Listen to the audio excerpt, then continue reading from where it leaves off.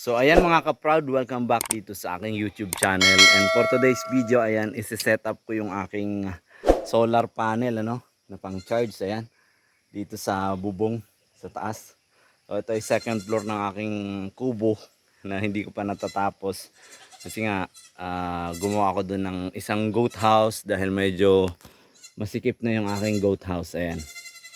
So yan yung aking goat house. Medyo masikip at crowded na sila. Madalas akong namamatayan ng batang kambing dahil siguro na stress sila sa sitwasyon nila, kaya yun, doon medyo maganda, medyo malusog yung mga batang kambing ko, maliban na lang doon sa may mga kuto. At yun nga, mamaya ay papaliguan ko rin dahil talagang solo ko dito, kaya solo kong ginagawa lahat ng mga gawain ko dito. Ayan. And shoutout nga pala kay Idol Brave Body LB at kay PK Flores Torres, ano, and then kay Electronic PH, kay Pixen Review, and kay DGMX Vlog. Ayan, Idol, shoutout sa'yo. Ayan, salamat sa palaging pagsuporta mo sa akin. And pasensya na, hindi ako ganun kadalas din makapag-support, pero ginagawan ko naman ng paraan para talaga mabalikan lahat ng mga pumupunta sa channel ko, ng mga nagbablog din at content creator din, ay binabalikan ko talaga sila. Ayun. So yun, ngayon set up ko to para makapag-charge ako dahil medyo malakas ang init ngayon. So sayang kung hindi ko siya masi-set up dahil nga medyo nag-charge nga ako ngayon, parang 50% lang ang laman nitong aking cellphone na ginagamit. Kaya yun, talagang set up ko muna. Actually dapat magkukumpay ako ngayon dahil medyo kulang yung pagkain ng aking kambing kahapon. Yung mga lalaki ko na naka-confine doon. So yun, set up ko muna to kasi para makapag-charge ako, para tuloy-tuloy ang saya. Para hindi sayang yung aking data. Ayan, medyo mainit dito ngayon sa lugar ko, pero ayon nga sa Pag-asa ay mayroong mga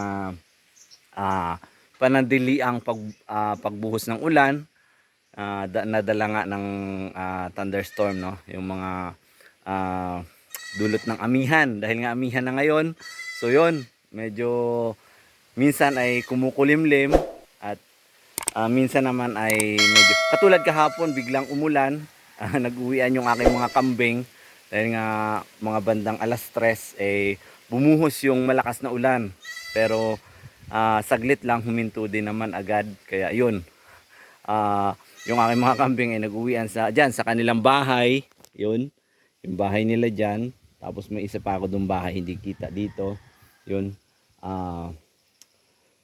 nag-uwian sila, tapos mga bandang 4:00 ay lumabas ulit sila, pero dyan na lang sila sa malapit kumain, no?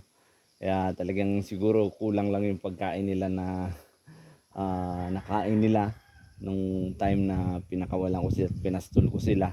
Kaya yun, naghanap ulit sila ng pagkain dyan sa labas. Yan. So yun, i-set up ko muna tong aking solar. Ito ang aking brand ng aking solar na gamit ay Bosca, no? Bosca. Yan.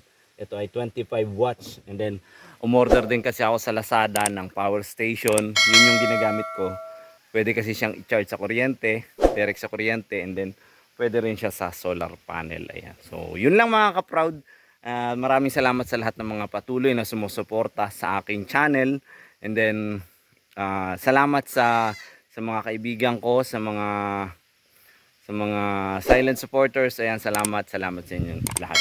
And God bless, happy goat farming, mabuhay.